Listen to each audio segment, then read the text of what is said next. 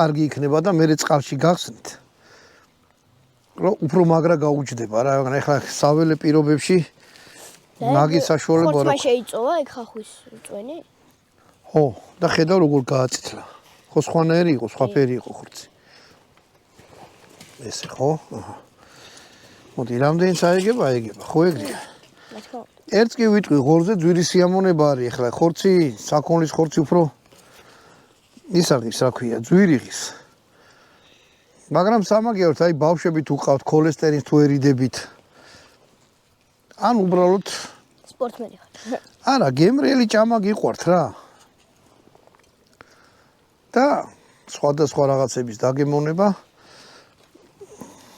ყველა ვარიანტში ცადეთ ამის გაკეთება.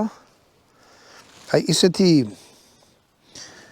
კარგად გამოიყურება და ისეთი აი სუნი აქვს ხახვის უკვე ბლომად აღებული რა. თუ ვიღაცა მეტყვისო ხახვი არ უნდაო, შეგეწინააღმდეგები და გეტყვით რომ ხახვი აუცილებელია.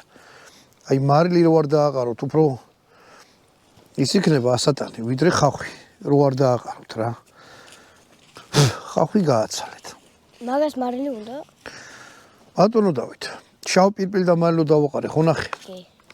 ამას ქვია დაბასთურმება, ანუ შავ პირპილ